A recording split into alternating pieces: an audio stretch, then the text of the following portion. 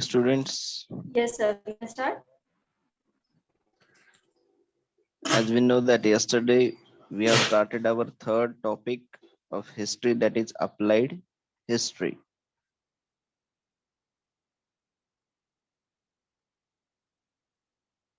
So there are 5 points in this chapter. From this 5 point, we have learned about the 3 points, that is what is applied history.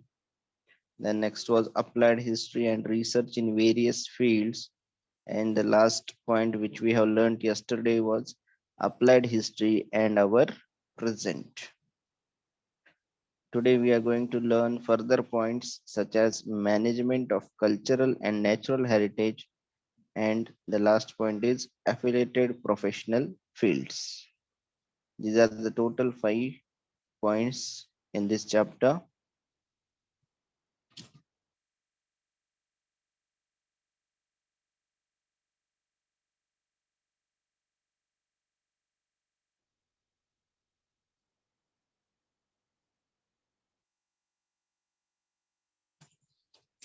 So now we will begin with our new point of the chapter, that is 3.4, management of cultural and natural heritage.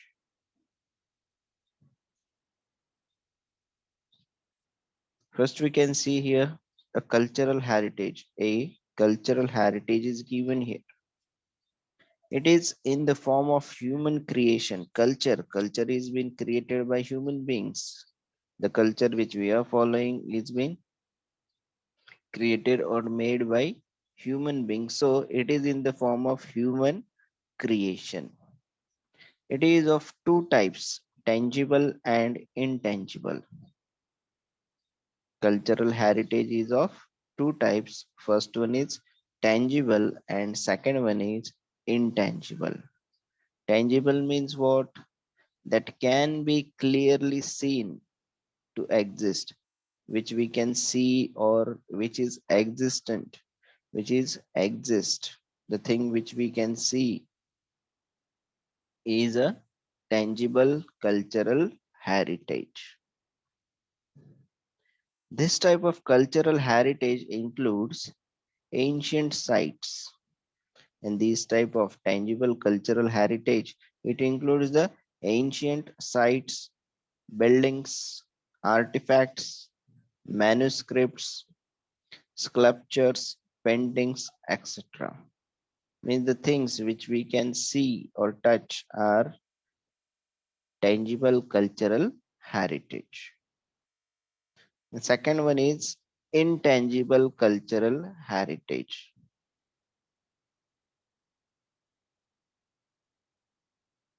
Intangible means it is difficult to describe, understand, or measure. Means which cannot be seen. Intangible cultural heritage means what? That it is there, but it is, we cannot touch it or see it. This type of cultural heritage includes the following things: oral traditions and their language. We cannot see language or the oral things we cannot see. That is intangible. Traditional knowledge, social customs and rituals of celebrating festivals, styles of performing arts, certain traditional skills, communities, groups who represent such traditions, customs, and skills. These are the intangible cultural heritage. It does not include any building or artifact or painting or sculpture. It includes the oral traditions, traditional knowledge, customs, our rituals. S block, D block, P block.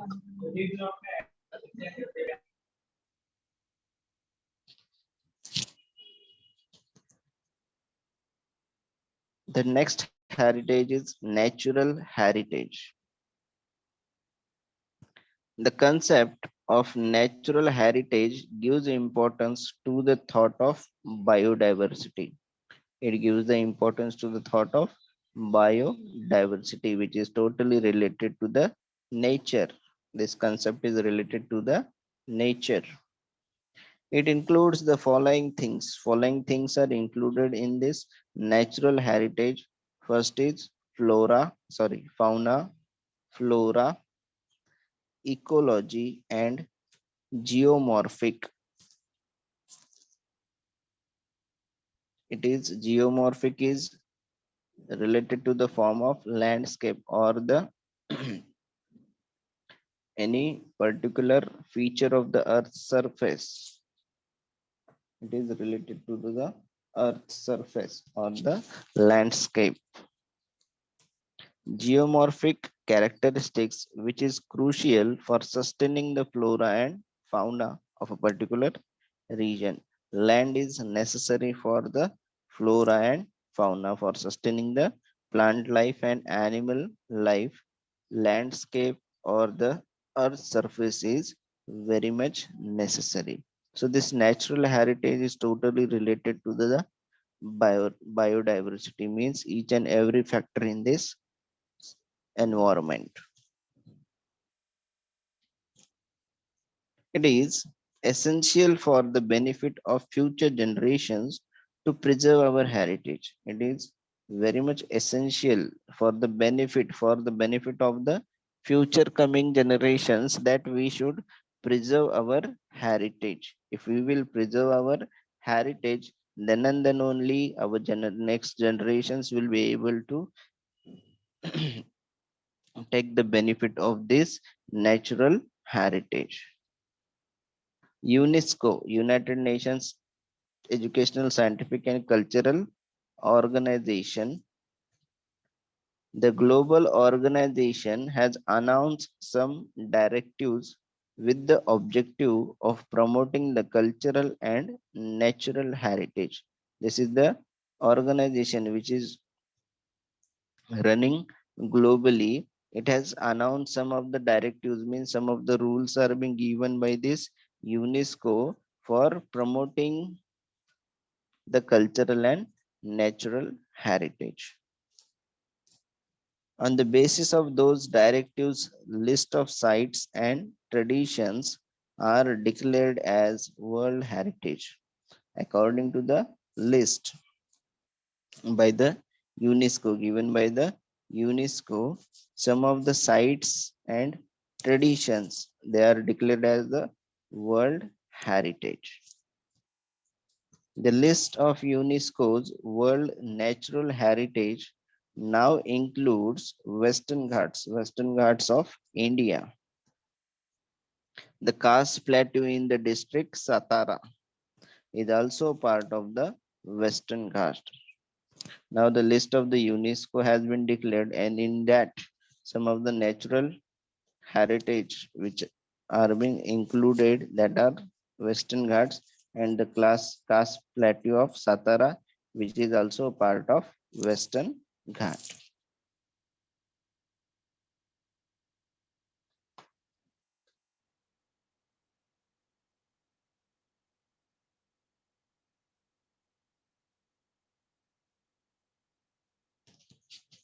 Then we can see at a glance is given on this page number 18. The Indian traditions declared as oral and intangible heritage. It is an oral and intangible heritage of our Indian traditions. The year is given and the type of heritage is also given here. Like in 2001, Kotiyattam Sanskrit Theatre, Kerala. 2003, the tradition of Vedic chanting. 2005, Ram Leela, the traditional performance of the Ramayana in Uttar Pradesh. Ram Leela is also been declared as the intangible heritage. Then in 2009, Raman, a religious festival and ritual theatre of the Garhwal Himalayas. 2010, Kal Bilia, folk songs and dances of Rajasthan. And again in 2010, Chahu dance, a tradition form from Eastern India. It is a tradition from Eastern India, Chahu dance. Then in 2010 again, Mudiyat, a ritual theatre of Kerala. It is a theatre act of Kerala. In 2012, Buddhist chanting of Ladakh, recitation of sacred Buddhist text in the Trans-Himalayan Ladakh region, Jammu and Kashmir. In 2013, Sankirtana, ritual singing, drumming and dancing of Manipur. It is from Manipur, Sankirtana. It is a ritual of dancing, drumming and singing. In 2014, traditional craft of making utensils of brass and copper among the theatres of Jandaila Guru, Punjab. It is the traditional craft of making the utensils of brass and copper. And in 2016, yoga is yoga has also become the intangible heritage. So these were the some of the Indian traditions declared as oral and intangible heritage by UNESCO.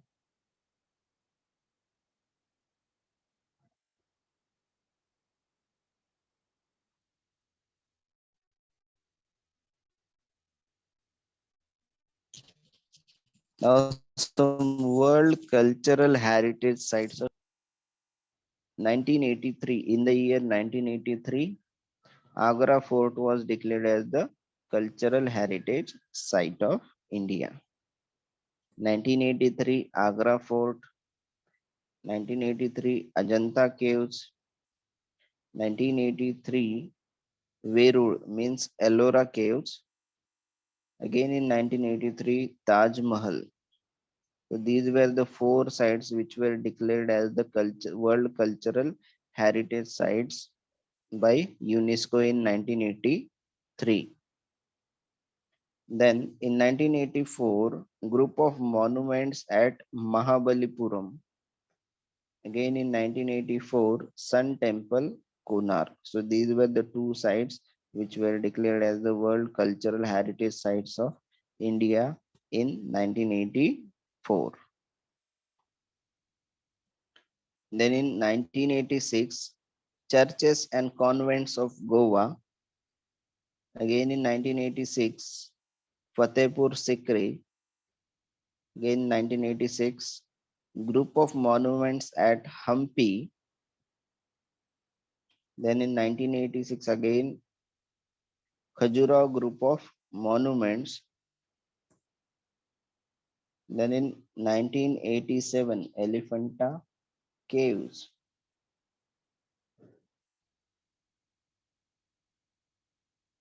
Again in 1987, Great Living Chola Temples. The Chola temples were recorded in World Cultural Heritage Sites of India.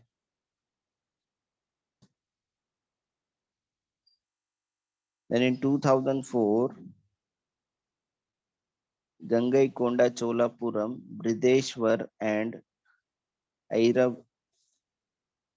Airvateshwar at Darasuram. These were also declared as the World Cultural Heritage Sites. Then in 1987, group of monuments at Pattadakal. Then in 1989, Buddhist monuments at Sanchi Stupa. In 1993, Humayun's tomb, Delhi. 1993, Qutub Minar and its monuments, Delhi, whichever are the monuments near Qutub Minar in Qutub complex. It is in Delhi. 1999, Mountain Railways of India.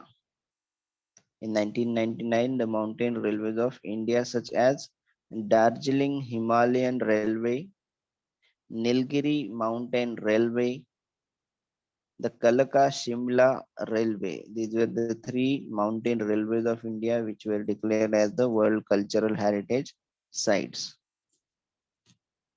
Then in 2002, Mahabodhi Temple Complex at Bodh Gaya. 2003, rock shelters of Bhimbetka. Bhimbetka, which is in Madhya Pradesh. There are some rock shelter caves in which paintings are found from the ancient period. Paintings are done by our ancestors that are still exist. In 2004, Champaner Pavagad Archaeological Park. 2004, Chhatrapati Shivaji Maharaj Terminus, Mumbai. 2010, the Jantar Mantar Mahal, which is in Jaipur. In 2013, hill forts of Rajasthan. Forts are there which are situated on the hills. It is from Rajasthan. They are also declared as the World Cultural Heritage Sites. In 2014, Rani Ki Vav, the Queen's Stepwell at Patan, Gujarat. 2016, archaeological site of Nalanda Mahavihara, means Nalanda University at Nalanda, which is at Bihar.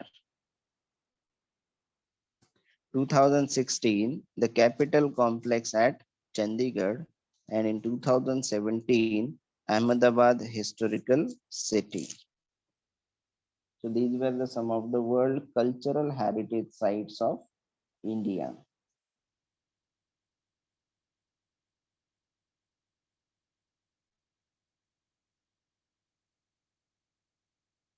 Then we can see World Natural Heritage Sites. Very few are there, natural heritage sites of India. Like in 1985, Kaziranga National Park. Again in 1985, Kiolado National Park. Again 1985, Manas Wildlife Sanctuary. 1987, Sundarbans National Park. 1988, Nanda Devi and Valley of Flowers. 2005, National Parks. 2012, Western Ghats, and 2014, Great Himalayan National Park Conservation Area.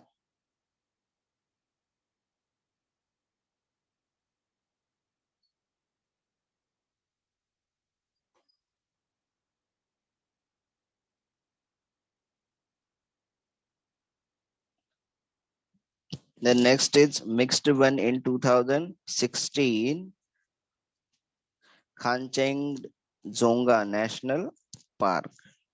So these were the some of the cultural, natural, and mixed and oral or intangible heritage sites of India, which were declared by the UNESCO.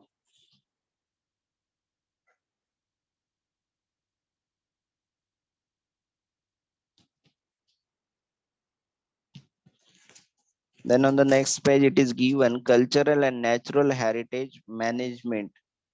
How we have to do the management, why we have to do the management of such cultural and natural heritage sites. Cultural and natural heritage management is one of the main aspects of applied history. This is the main aspect. This is the main purpose of applied history.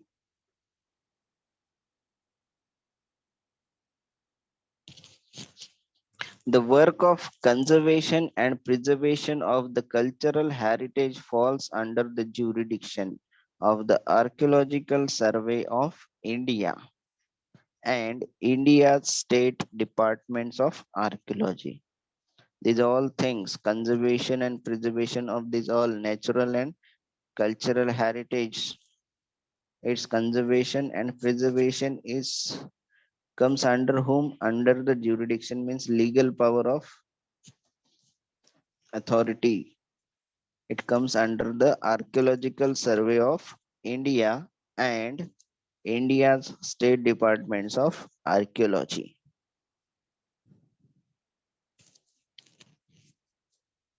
Besides INTAC, INTAC means Indian National Trust for Art and Cultural Heritage.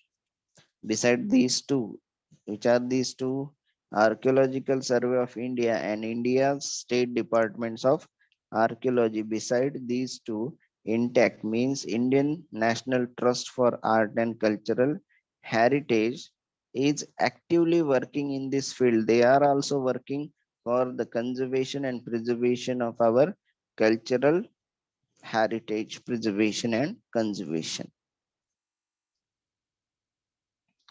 The work of conservation and preservation of cultural and natural heritage requires participation of experts from various fields. For the work of conservation and preservation, for the work of conservation and preservation of this cultural and natural heritage, we need the participation of whose participation is needed? The experts in this field, whoever are the experts in this field, their participation is needed. They need to be duly aware of the cultural, social and political histories of the heritage sites. They should be aware. They should be aware of these sites. They should know the history of this site. How was the political or social or cultural condition of the site. Principles of applied history are useful in creating the awareness among them.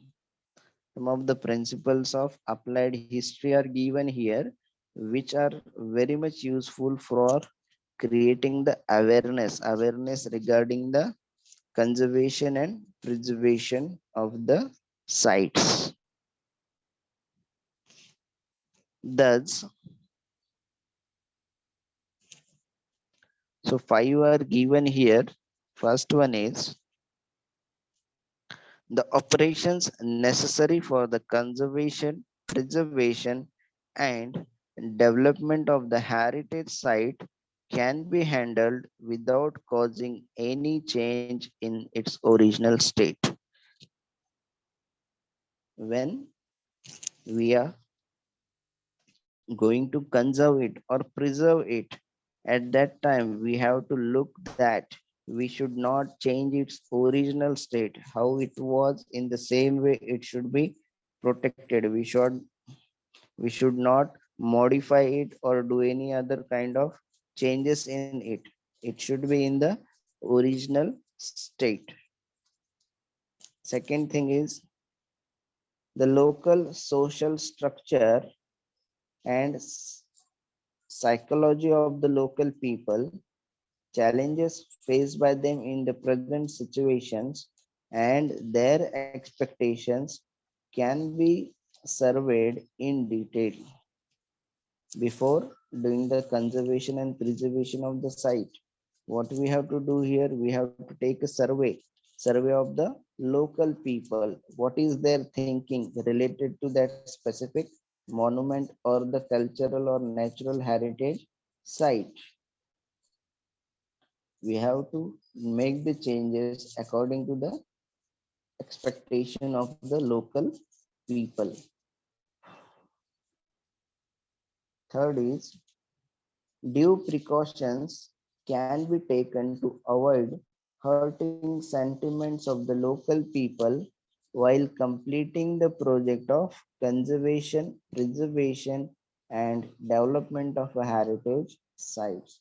We should take precautions that we should not hurt the sentiments of the local people while completing the project. Project of what? Project of any conservation, preservation, or the development of a heritage site. For that purpose, we should not hurt anyone's sentiments. And fourth one, participation of the local people in the project can be facilitated.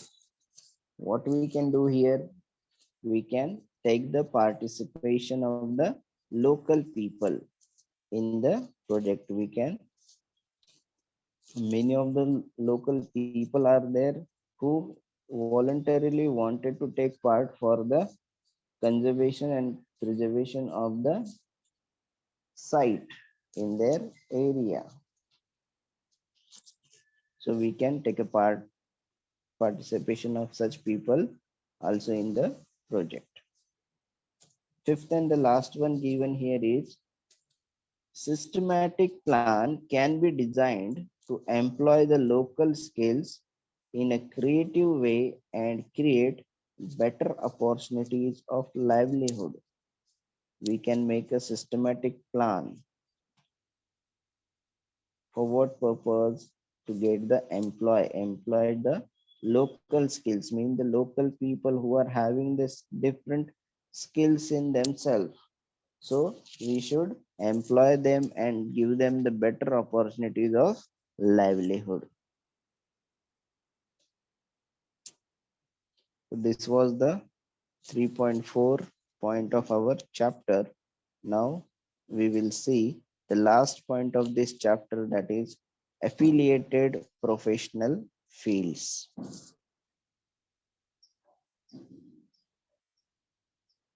Knowledge of history can be supportive in the decision making with regard to respective legal provisions and public policies in the following fields. So some of the fields are given here where we can apply our knowledge of history. Like first one is museums and archives. Second is preservation and conservation of historical site. Third is tourism and hospitality. And last and fourth one is entertainment and mass media. These are the four fields in which we can apply our knowledge of history.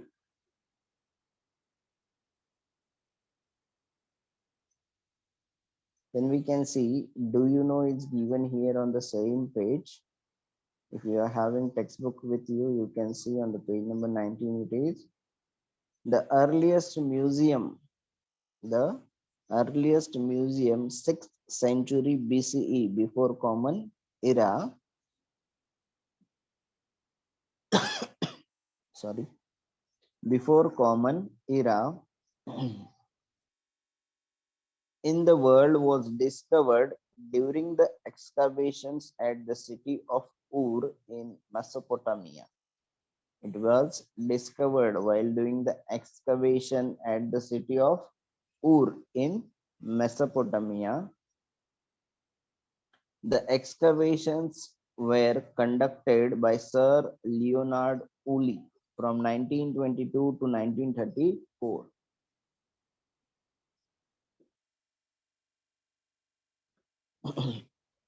These excavations were conducted in the supervision of Leonard Woolley from 1922 to 1934.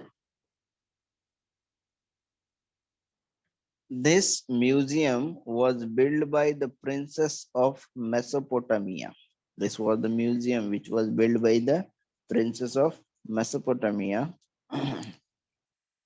Her name was Inigaldi. Her name was Inigaldi. She herself was the curator of the museum. She was the curator of the museum. What is mean by curator? Means a person whose job is to look after the things that are kept in a museum. So it was her duty to look after the things which are kept in the museum. A noteworthy feature of that museum is the clay tablets. You can see the picture of a clay tablet is given here, inscribed with the descriptions of exhibited artifacts. It has been inscribed with what? The description of the exhibited artifacts, whichever the artifacts were there in the museum, its detailed information is given on this such clay tablets. So this has been found in the city of Ur at the time of excavation by Sir Leonard Woolley.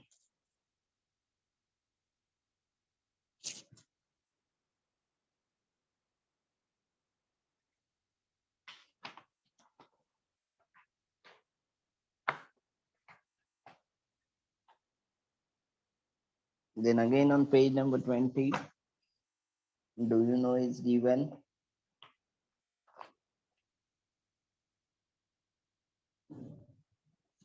Indian Museum at Kolkata. It is the Indian Museum at Kolkata was founded by the Asiatic Society in 1814 CE. It was founded by the Asiatic, one society is their name named as Asiatic Society in 1814 CE, Common Era.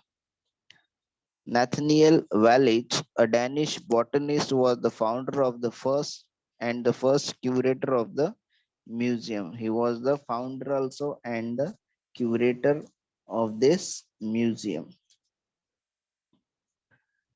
The photograph of the museum seen here is dated to 1905. The photograph which we can see here is of the year 1905. The museum has three main departments. There are three main departments in this museum, like arts, archaeology, and anthropology, in study of our ancestors. Other affiliated departments are conservation.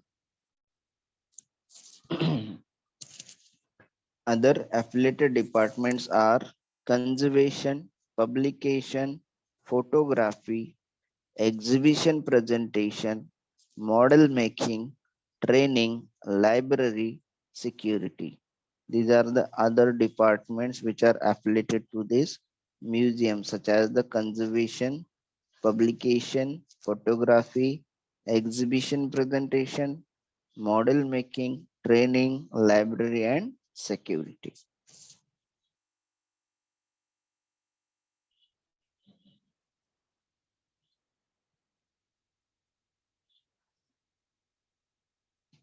And it is interesting to know is given like archives preserve and store old documents. What is the work of archive? To preserve and store the old documents, official records, old films, etc. The National Archives of India is in New Delhi. This question can be asked in exam. Where is the national, or it can be asked in multiple choice question like the National Archives of India is in dash. It is in New Delhi. The National Archives of India is in New Delhi. Every state in India maintains its archives independently. Each and every state is having their own archives and they are maintaining it independently.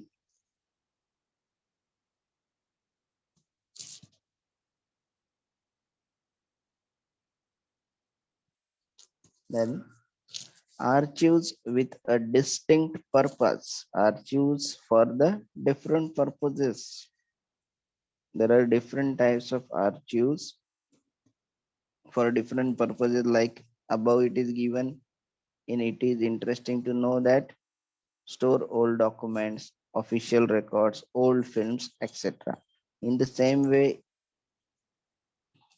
the information is given here, like The main office of the National Film Archives of India is located in Pune, Maharashtra. So this is the archive related to the old films or the films, and it is located in Pune, Maharashtra. It was established in 1964. It was established in the year 1964 as the media unit of the Ministry of Information and Broadcasting of the Indian government. First, it was established as the media unit of the Ministry of Information and Broadcasting of the Indian government. It served three objectives. They are working on the three objectives, such as first one is given to search and obtain rare Indian films.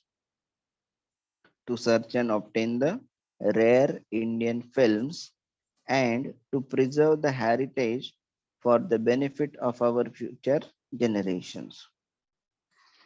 To search and obtain the rare Indian films and to preserve the heritage. Preserve this heritage for the benefit of future generation. This was their first objective. Second is to categorize the important aspects of films, to create documentation and catalogs, and carry out research in the field. To categorize the important different aspects are shown in the form of films.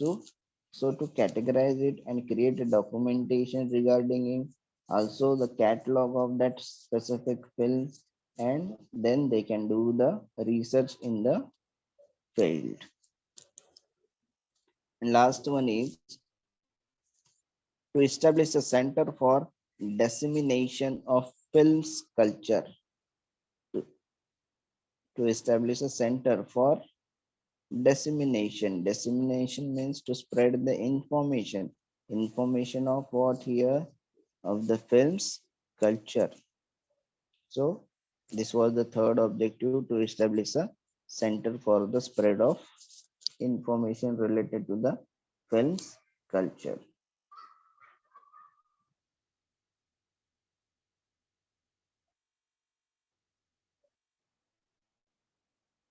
Then again we will move towards our 3.5 point, that is the affiliated professional fields.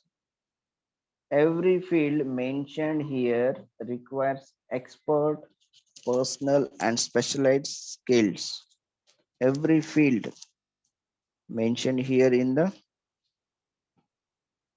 for the management of these sites, everyone, each and everyone should be expert in his own way. For example, architects, engineers, historians, archaeologists, museum curators, sociologists, archive management professionals, legal experts, skilled photographers, etc. So each and everyone should be perfect in his own way, in his own field. Of course, this is just a representative list. This is not over yet here. It is just a representative list. The help of experts from many more fields is required. Not only these fields are required, but the expert needs help from the other fields too.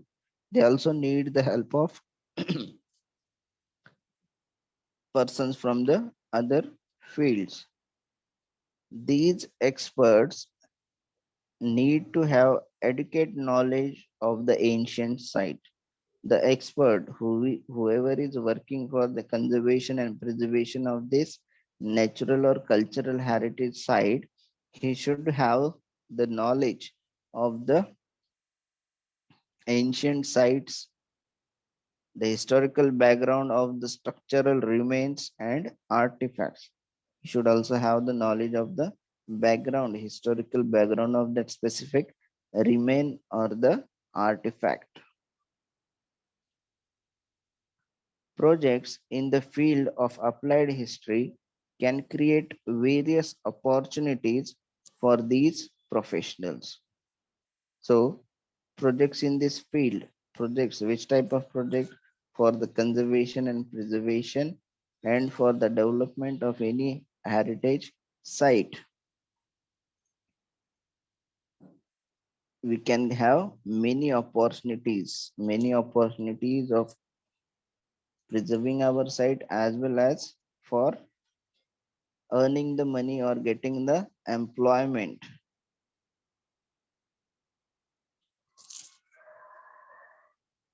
In this lesson, we have learned about the role of applied history in public training programs for understanding the importance of history. For understanding the importance of history, we have learned in this lesson the role of what? Applied history means public history. For creating social awareness regarding the conservation, preservation of our cultural and natural heritage using knowledge of history for this purpose. To enhance the professional skills of people and to develop industrial commercial field to carry out preparatory work and plan for effective implementation of heritage projects, etc. What we have learned in this chapter, that we should have the knowledge of history and that could be utilized in the various fields in the conservation and preservation of the site.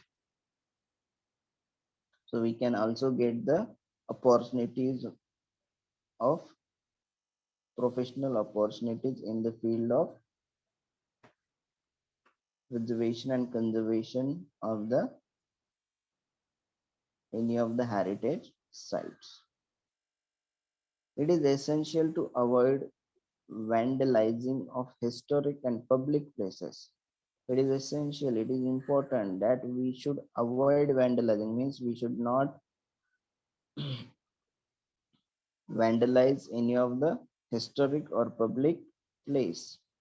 It should be in the same condition which was how it was in the earlier period. So if we are going to any of the site and we are doing their damages to the things or the specific object on the monument, then it is not good for the site and it public places, and to ensure that they are preserved for the benefit of future generations. And we should also keep this in mind, that we should not vandalize it and we should preserve it for the benefit of the future generations. So this was the 3.5 point of this chapter. So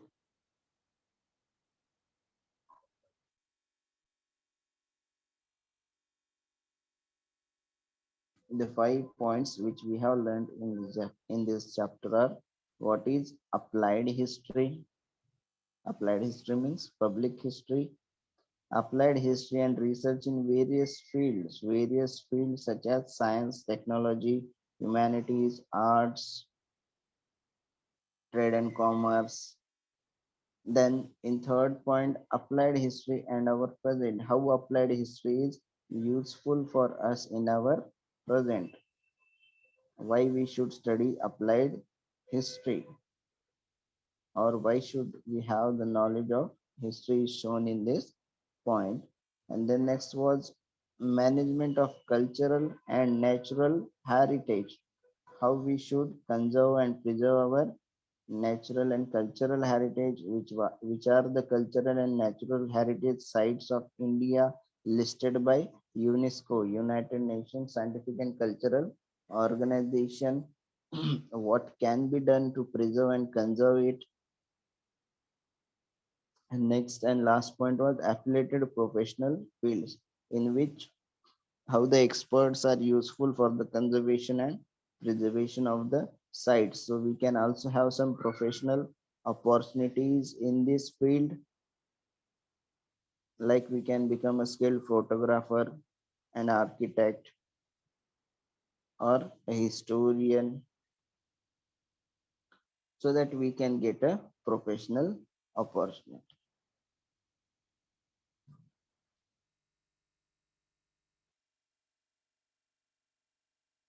Now we will have the evaluation of the content which we have learned yesterday and today.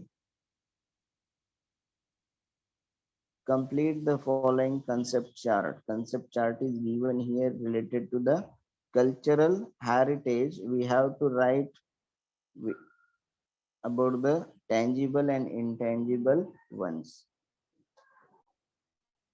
So who will tell about the tangible heritage, tangible cultural heritage? Raise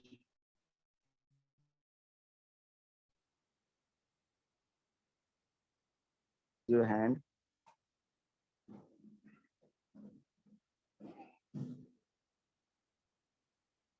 Tangible.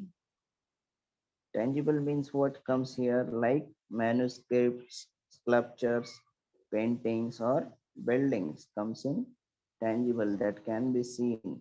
And in intangible, like oral traditions, traditional knowledge, style of performing arts comes in intangible. And thank you, students. Thank you, ma'am. Now we will stop here. Thank you, sir. If you are having any doubt,